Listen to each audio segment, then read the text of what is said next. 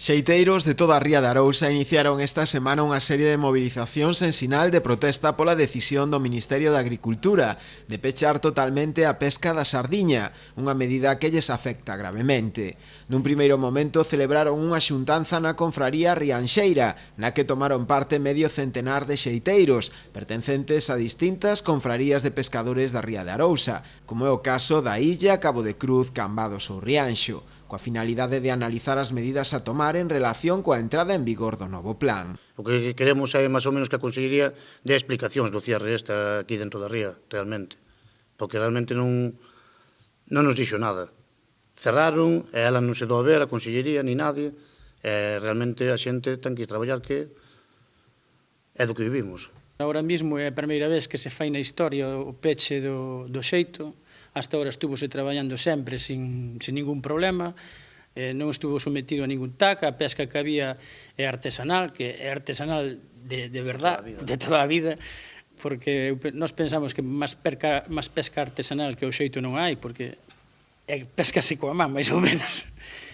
E, bueno, referente ao que exigimos é eso, que nos deixen seguir traballando, polo menos este diciembre, cara ao ano que ven, pois se nos queren dar un TAC ou algo, pois que conten con nós para ese parte dese TAC. Unha das primeiras accións foi a de concentrarse na propia Casa Consistorial Rianxeira. Nesa concentración participaron ao redor dun centenar de xeiteiros. Móstranse contrarios ao peche total para o que resta de ano desta peixería, o terse capturado xa as máis de 20.000 toneladas estipuladas no TAC correspondente á flota española e portuguesa.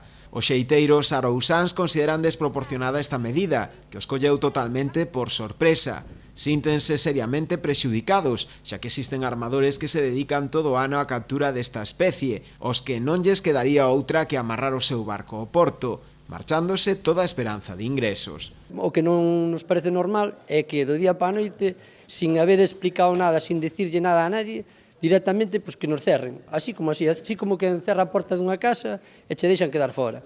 Isto foi exactamente o que nos fixeron, botáronos fora, directamente deixáronos no camiño, tirados, sin habernos dito nada antes. Entonces, o que estamos buscando son solucións. É nada máis fácil que nos deixen ir traballar. E o que se está pedindo é eso, que nos deixen traballar porque, a ver, temos que vivir. Eles están no seguido poñendo tasas por canta cousa e cada vez que nos movemos poñenos unha tasa. Vamos a despachar tasa daqui, tasa da lá, tasa da colá, pero se non nos deixan ir generar cartos para poder pagar esas tasas, a ver que vamos a facer. Que están buscando directamente que botemos os barcos arriba e que quere que fagamos, sabes? Entonces directamente o único que estamos pedindo é que nos deixen traballar, solo eso, nada máis. A realidade, os barcos xeiteiros amarrados, a realidade foi esa, a primeira vez na historia que pasa. Houve paros biolóxicos, que eles, bueno, pois, tiveron paros biolóxicos, onde, bueno, eles recibirían a compensación do cerco, e nos deixaron seguir traballar. É a situación máis parecida que vimos a isto. Piden que se reconsidere esta medida e se exclúa o xeito desta prohibición, con cotas diferenciadas para esta flotea do cerco. Reparto de cuota para xeiteiros, reparto de cuota para barcos do cerco. E desa cuota que se nos dea a nós a cantidad que nos pertence é que se nos adiante, polo menos para poder seguir este ano. Non quero entrar en a ver como se foi esa cuota, porque o que non entendo, eu creo que é fácil, non entendo eu, non creo que o entenda ninguén, que todos os días estamos vendo nos medios de comunicación que é que non hai sardiña, que está no novo sardiña, dicimos, coño, perdón a expresión, é que non hai sardiña, encontrámonos con un cupo agotado. Entón, dicimos, noso ano que haxa sardiña, vamos 15 días ao mar e amarramos o resto do ano. Isto é o que non se concibe. A ver como se foi esa cuota. Que parte que levamos nós desa cuota? Iso é o que nós queremos saber. Queremos explicacións, pero máis que explicacións, solucións que son factibles e que se poden dar.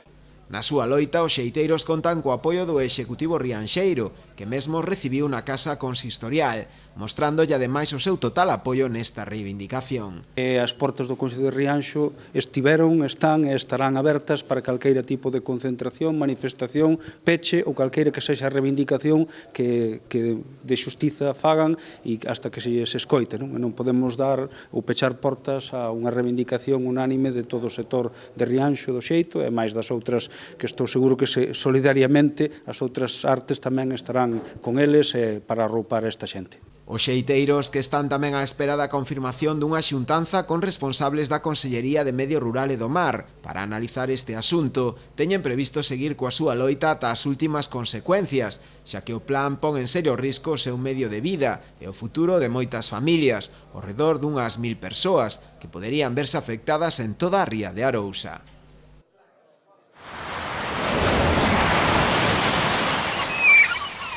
A Consellería de Presidencia e de Medio Rural e do Mar veñen de chegar os últimos datos das accións conxuntas que levan desenvolvendo contra o furtivismo. En total, no que vai de ano, comisáronse 77.500 kilos de diferentes especies, na súa maioría xarda, mexillón, xurelo, ameixa e polvo.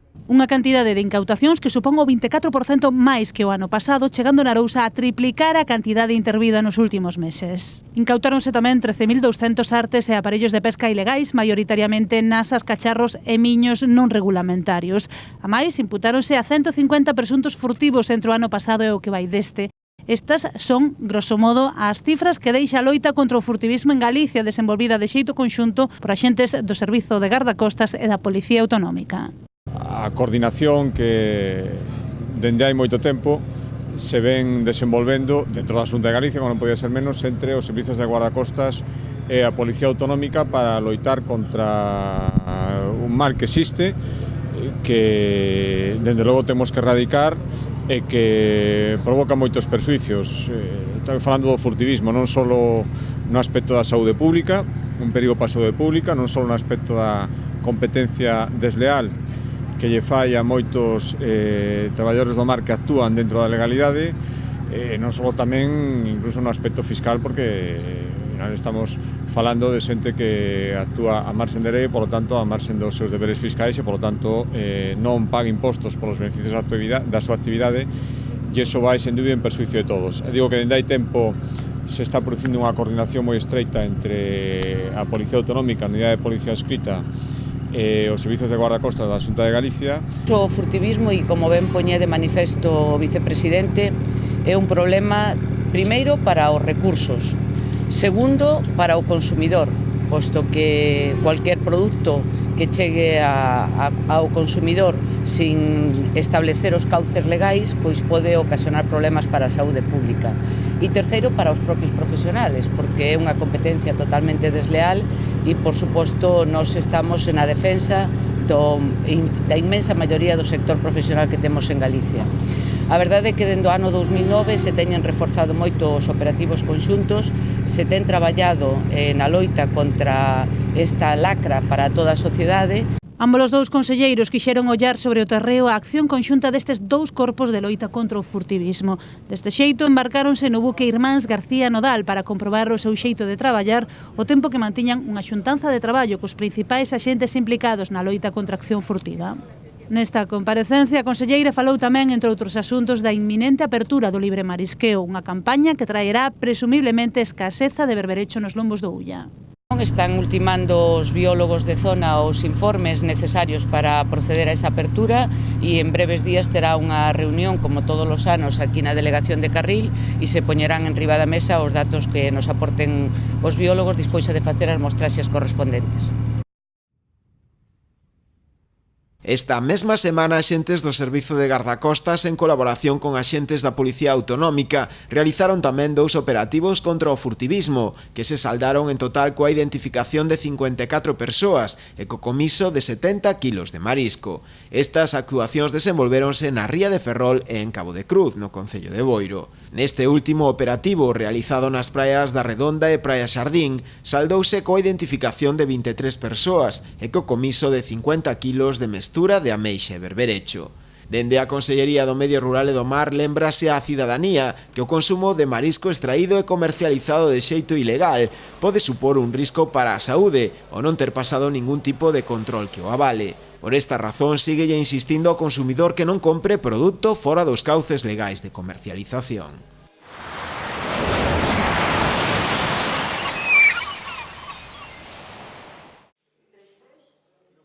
Os patróns e vicepatróns maiores das confrarías de pescadores de toda Galicia estaban chamados este pasado sábado para a elección dos órganos de goberno das 3 federacións provinciais de confrarías de pescadores, A Coruña, Lugo e Pontevedra. Segundo informaron dende a propia Consellería de Medio Rural e do Mar, a xornada electoral desenvolveuse sen incidencias, sendo elixidos nestas xuntas xerais, ademais do presidente e vicepresidentes primeiro e segundo, os membros que compoñerán o comité executivo, así como tamén os 3 vogais que representarán a cada federación provincial no comité executivo da Federación Galega de Confrarías. Na provincia coruñesa o gañador foi o patrón maior muradán, Daniel Formoso. Non será ademais o único representante das comarcas do Barbanza e Muros Noia no comité executivo da Federación Provincial, xa que o acompañarán tamén os patróns maiores de Ribeira e a Pobra do Caramiñal, Xosé Antonio Pérez e Juan Miguel Iglesias respectivamente. En canto á provincia de Pontevedra, a elección recaeu no patrón maior de Portonovo, Xosé Antonio Gómez. Como vicepresidenta segunda foi elixida tamén a patroa maior de Lourizán, María del Carmen Vázquez, e dentro do comité executivo tamén están representados os patróns maiores da illa, Juan José Rial, e Vilaxoán, Manuel Tarrío.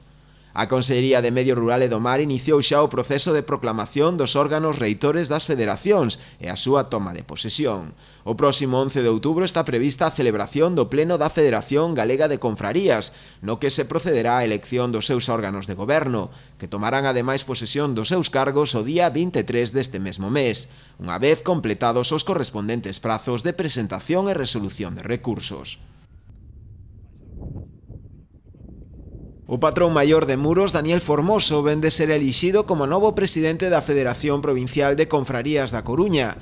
De asumir o cargo con responsabilidade e un dos seus obxectivos será o de dar continuismo ao traballo realizado pola anterior xunta directiva. Bueno, contento máis que nada porque foi un consenso total, a xente respondeu moi ben, se estou aí é porque si mo pediron a maioría da xente que está no comité ejecutivo. E, bueno, trátase de... Eu xa levo bastantes anos aí no comité ejecutivo, entón eu penso que a gestión que se levaba facendo desde a Federación Provincial da Coruña, que era unha gestión moi boa, tratando de defender, por suposto, os intereses dos mariñeiros, e o que se trata é de continuar un pouco, quedamos a mitad da xente, ou ainda algo máis, a mitad máis un, máis ou menos. Entón, pois, do que se trata é disso, de continuar facendo o labor e facendo o que se poda, e a ver como se poñen os próximos anos, porque cada vez as confradías vese ben que cada vez hai máis problemas, o económico está moi mal, a pesca está como está, todos sabemos, as cotas están moi mal, o precio tampouco é alá demasiado ben, non nos axuda en nada, entón hai confradías pequenas que o están pasando moi mal, casi ahora mismo económicamente, non hai ninguna confradía que estea moi ben, pero bueno, hai confradías fuertes que levan máis ou menos sin problema, pero hai confradías pequenas que o están levando moi mal. E claro, cada confradía pois, ten os seus problemas, neste caso a Federación pois, ten que mirar por todas. Unhas teñen uns problemas, outras, hai confradías pequenas que teñen marisqueo e incluso non teñen outras artes, hai confradías que teñen como a de Muro, Ribeira e outras confradías un pouco maiores que teñen moitísimas artes, non todas, pero moitas, entón sempre teñen máis problemas, pero bueno, ahora mesmo problemas casi o teñen todas. Entón, desde a Federación hai que tratar de axudarlle a todos, problemas sin buscalos han de aparecer seguramente que de día a día todos os días. Dentro da nova executiva da Federación Provincial da Coruña hai unha importante representación das comarcas de Muros Noia e Barbanza, coa presenza tamén dos patróns maiores de Ribeira e Pobra do Caramiñal. Sí, pois sí, eu creo que sí, está Muros, está Puebla, está Ribeira, eu creo que é unha representación boa, máis de confradías máis ou menos ben. Noia non estuvo pola labor moito, porque, bueno, pero está cooperando e está de acordo con todo o que estamos, que xa se sabe que Noia é un marisqueo, é a máis fuerte posiblemente de Galicia, máis de España, por non dicir o mellor xa casi do mundo. Entonces, pero bueno, a confradía de Ribeira sabemos que na pesca tamén é a máis importante de Galicia. Estamos aí, bueno, creo que a representación de parte a parte por todos, están máis para o norte, tamén está Miño, está Mugardos, está Laxe, creo que estamos de punta a punta representados todos. O seu mandato á fronte da Federación Provincial de Confrarías da Coruña será por un período de 4 anos.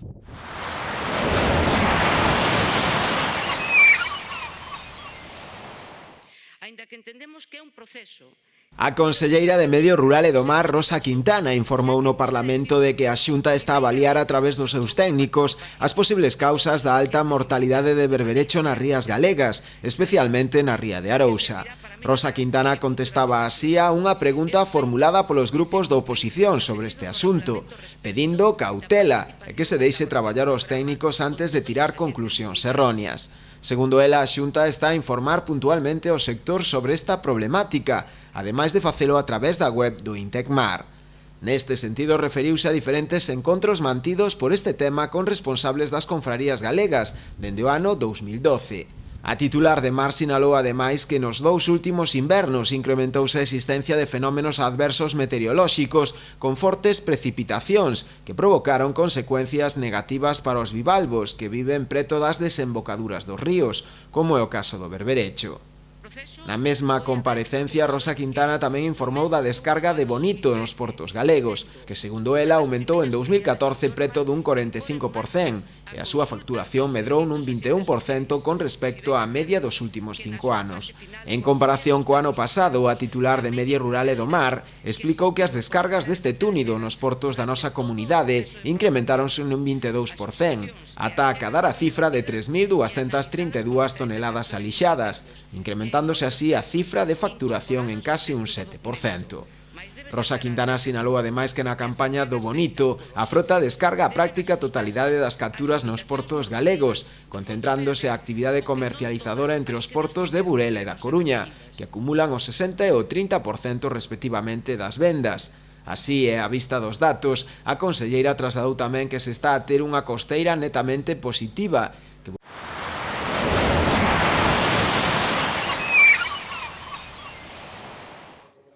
Portos de Galicia está a traballar para afianciar negocios náuticos de carácter internacional para os portos deportivos galegos, xenerados a raíz dos contactos establecidos no Salón Gran Pavois, celebrado na localidade francesa de La Rochelle a pasada semana.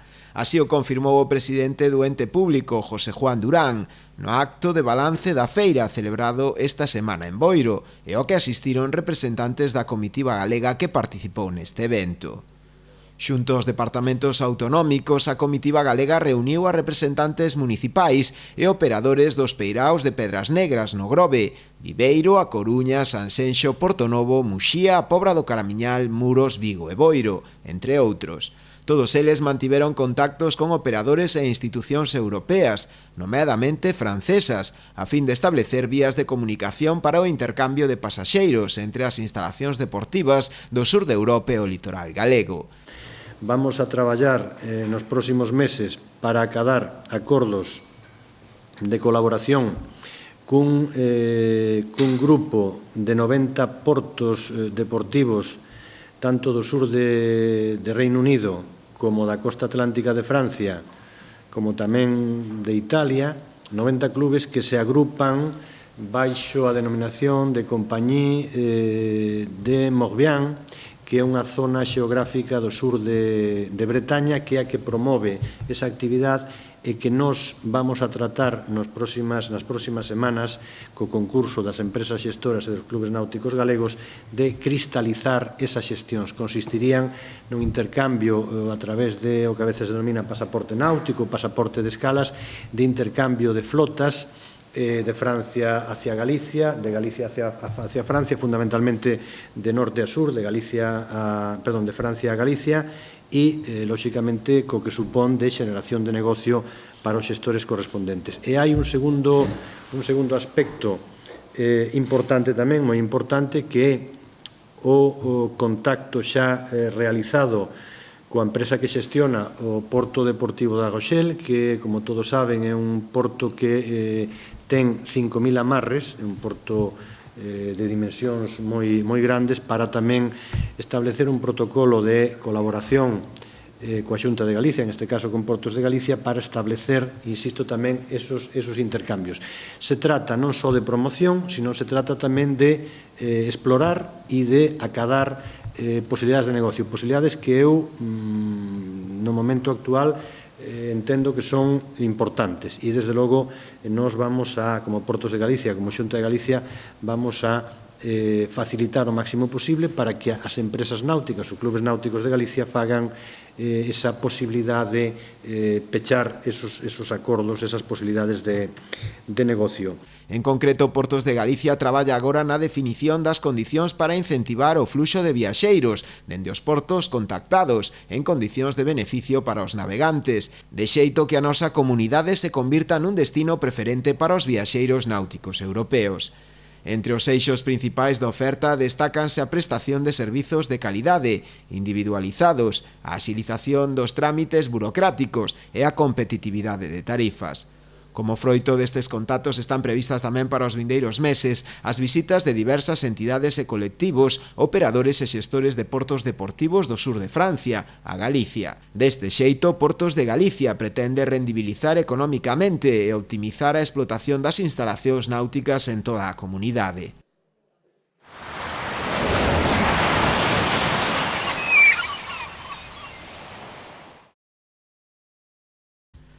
Tras varios anos en competir nesta liga, Cabo de Cruz regresou este ano ao máis alto do remo nacional, competindo na Liga ACT San Miguel, esa mesma competición que os crucenses fundaron alá polo ano 2003, en a que colleitaron importantes triunfos.